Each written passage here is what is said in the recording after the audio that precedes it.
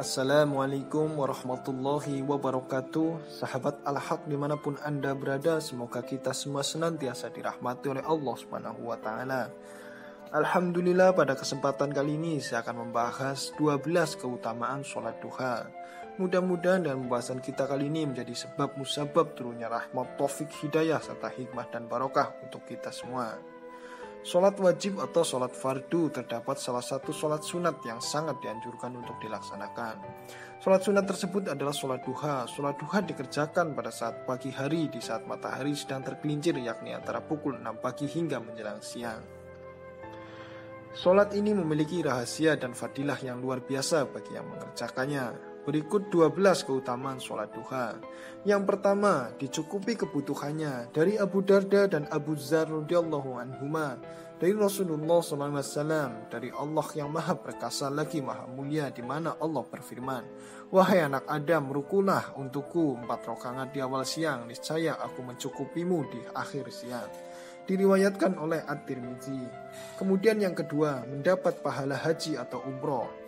Dari Anas radhiyallahu anhu, dia bercerita Rasulullah SAW pernah bersabda, "Barang siapa mengerjakan sholat subuh dengan berjamaah lalu duduk berzikir kepada Allah sampai matahari terbit dan kemudian mengerjakan sholat 2 rakaat, maka pahala sholat itu baginya seperti pahala haji dan umroh, sepenuhnya hingga 3 kali." Kemudian yang ketiga, sholatnya kembali kepada Allah.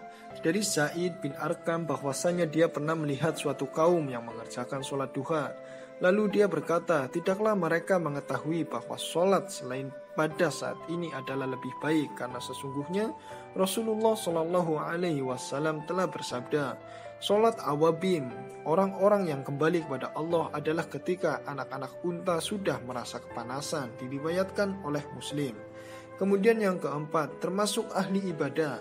Dari Abu Darda radhiyallahu anhu, di mana dia bercerita Rasulullah SAW pernah bersabda, barang siapa mengerjakan sholat duha 2 rakaat, maka dia tidak ditetapkan termasuk orang-orang yang lengah. Barang siapa sholat 4 rakaat, maka dia ditetapkan termasuk orang-orang yang ahli ibadah. Barang siapa mengerjakan 6 rakaat, maka akan diberikan kecukupan pada hari itu. Barang siapa mengerjakan 8 rakaat, maka Allah menetapkannya termasuk orang-orang yang tunduk dan patuh. Dan barang siapa mengerjakan sholat 12 rakaat, maka Allah akan membangunkan baginya sebuah rumah di surga.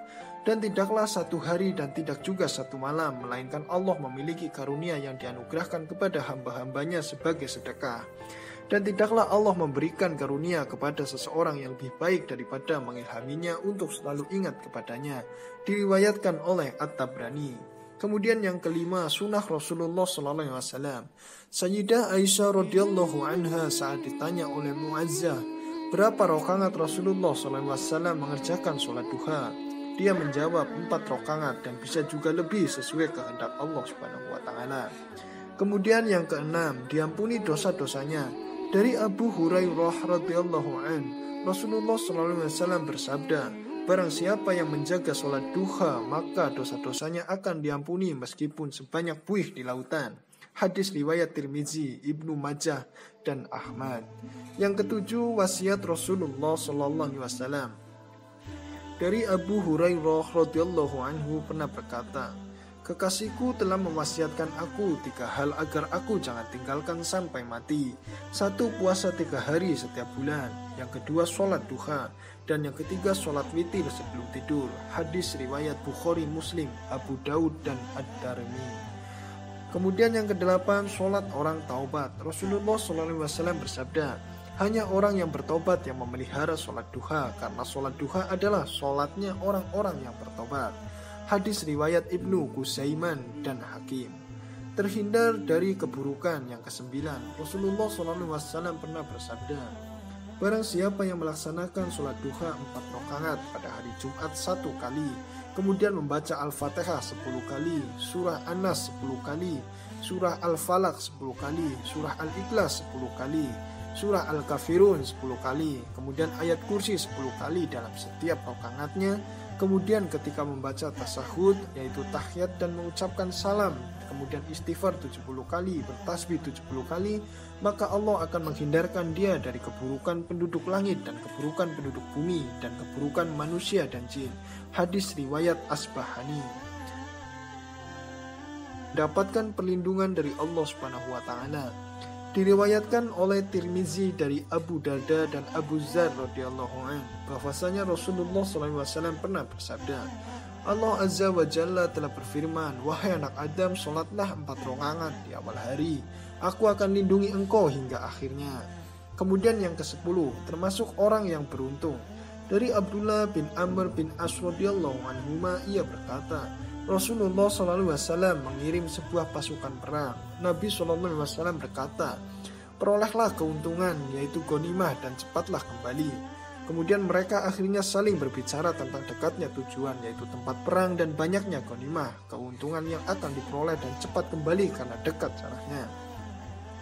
Kemudian Rasulullah SAW berkata, maukah kalian aku tunjukkan kepada tujuan paling dekat dari mereka, yaitu musuh yang akan diperangi, dan paling banyak ghanimah keuntungannya dan cepat kembalinya. Mereka menjawab iya. Kemudian Rasulullah SAW berkata lagi, barang siapa yang berwudu kemudian masuk ke dalam masjid untuk melakukan sholat duha, dialah yang paling dekat tujuannya, tempat perangnya, lebih banyak ghanimahnya dan lebih cepat kembalinya. Sahih Al-Targhib. Kemudian yang ke-11, masuk surga. Rasulullah SAW bersabda, sesungguhnya di dalam surga terdapat sebuah pintu bernama pintu duha. Apabila kiamat telah tiba, maka akan ada suara yang berseru, di manakah orang-orang yang semasa hidup di dunia selalu mengerjakan sholat duha? Ini adalah pintu buat kalian, masuklah dengan rahmat Allah Subhanahu wa taala. Hadis riwayat Tabrani. Kemudian yang ke-12, pahala sedekah.